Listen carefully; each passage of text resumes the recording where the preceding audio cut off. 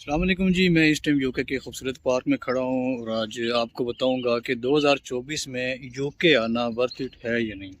क्योंकि UK government की तरफ से बहुत सारे रूल्स रेगुलेशन जो हैं वो इमिग्रेशन के मुताबिक करवाए गए हैं, जिसमें बहुत सारी रिस्ट्रिक्शंस हैं आप काम के हवाले से।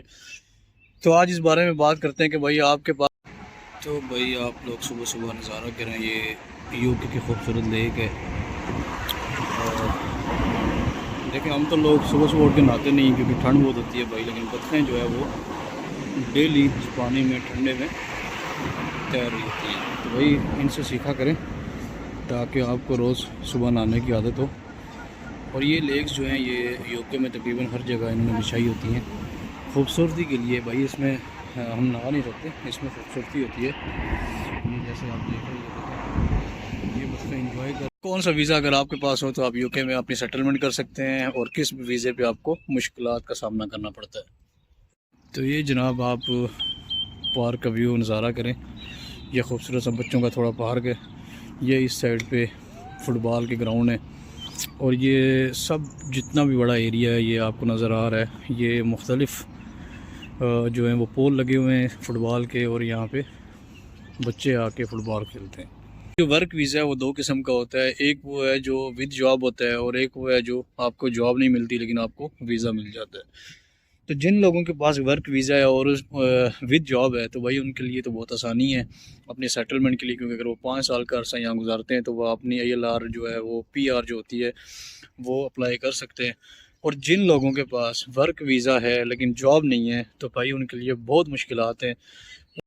तो भाई साहब ऐसा है कि अगर आपको वर्क वीज़ा मिल जाता है और आपको काम नहीं मिलता तो उसके लिए यही है कि आप जब भी किसी काम के लिए जाएंगे तो भाई आप वहाँ जाके बताएंगे कि मेरे पास कौन सा वीज़ा है। क्योंकि जो बंदा आपको जॉब पर रखेगा तो वो उसको पूछना पड़ता है, उसके पास डॉक्यूमेंट्स होने चाहिए आपके, ताकि अगर कोई भी इमिग्रेशन अगर उस जगह पे आती है और उस बंदे से सवाल जवाब करती है, पूछती है, तो उसके पास सारी चीज़ें होनी चाहिए ताकि वो उनको प्रोवाइड कर सके और उसके लिए कोई मसला ना बने। तो भाई अगर कोई बंदा यहाँ पे इलीगल बंदा रखता है, अगर उसका वीज़ा कुछ है और वो काम कोई और कर रहा है, तो वो जो मालिक होता है उसको भी अच्छा भला टीका यहाँ पे लगता है। तो उसके लिए जो है आपको क्या करना होता है, उसके लिए भाई आपको ये करना होता है कि आप जो वीज़ा ले रहे हैं, चाहे वो वर्क वीज़ा चाहे जो भी है, आप उस वीज़े को विद जॉब लें। तो भाई ये लाजमी बात है, जो भी बंदा अपना मुल्क छोड़ के बैरून मुल्क आता है और जहाँ भी ये सारी सिचुएशन बनती है, बेसिकली वो सारे सेटलमेंट के लिए आते हैं कि भाई हमने सेटलमेंट किस तरह करनी है। और कुछ लोग वीज़ा लेके वर्क वीज़ा लेके आते हैं, और कुछ लोग student visa for example bachelor के लिए आते हैं, मास्टर करने आते हैं, और कुछ लोग PhD के लिए आते हैं। तो अब 2024 में आपको पता है कि यूके गवर्नमेंट की तरफ से जो कानून चेंज हुए हैं, बहुत सारे लॉ चेंज हो गए हैं, क्योंकि आप 2024 में आप डिपेंडेंट नहीं ला सकते।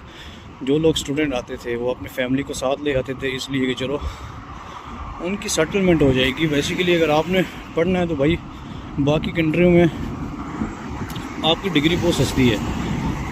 अब अगर यूके आप आ रहे हैं सिर्फ स्टडी के लिए तो भाई यहाँ पढ़ने कौन आता है, सबसे पहली बात। और आपकी यहाँ जो फ़ीस होती है वो 15,000 से 16,000 पाउंड मिनिमम भी फ़ीस है अब 2024 में, क्योंकि फ़ीस बहुत बढ़ गई है।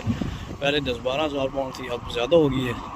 तो भाई अगर आपने पढ़ना ही है तो आपके अपने मुल्क में 8-10 लाख रुपए में आपकी डिग्री हो जाती है अच्छे से अच्छी, और यहाँ पे आपको 15,000 पाउंड का मतलब है पाकिस्तानी 50 लाख में आप सिर्फ 1 साल की डिग्री करते हैं।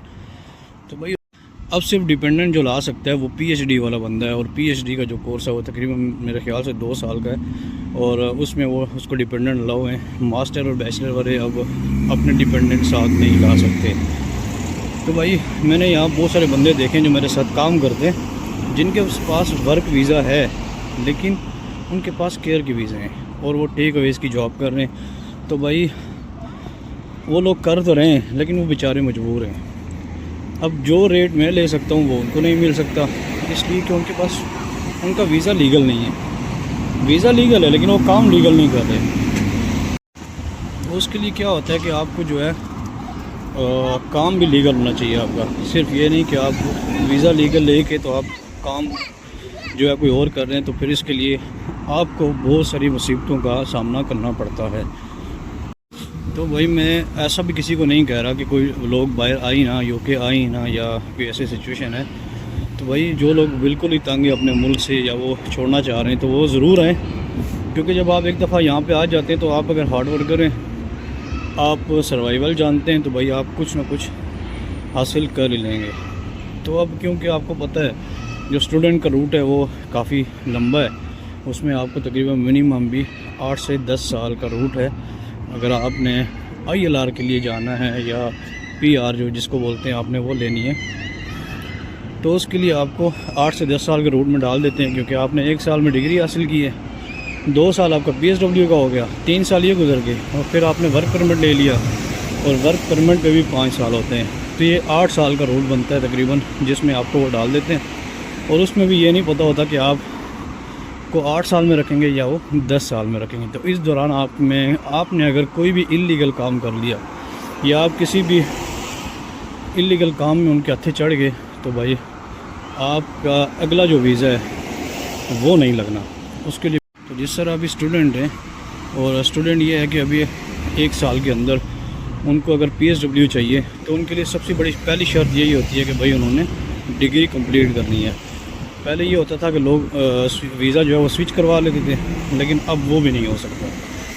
अब PSW की शर्त यही है कि भाई आपने सबसे पहले डिग्री कंप्लीट करनी है, फिर आपने PSW की तरफ जाना है। और जब तक आप डिग्री कंप्लीट करते आपके ऊपर कोई भी इल्लीगल कोई भी जुर्म है, कोई आपने किया है, आपने कौंसल का टैक्स पे नहीं किया, या आपने कोई भी ऐसी चीज़ें हैं जो बिल पे नहीं किए, घर के रेंट नहीं पे किया, इल्लीगल एक्टिविटी में अगर आप उनके शिकंजे में आ जाते हैं, तो भाई आपका PSW भी नहीं लगना, क्योंकि वो आपको बताते तो नहीं हैं, लेकिन आप जब PSW अप्लाई करने जाते हैं तो फिर वो आपको पकड़ लेते हैं उधर भाई, और क्या करते हैं कि आपको PSW नहीं देते, और फिर आपको मेल आ जाती है कि आपने 30 दिन के अंदर 60 दिन के अंदर आपने UK छोड़ना होता है।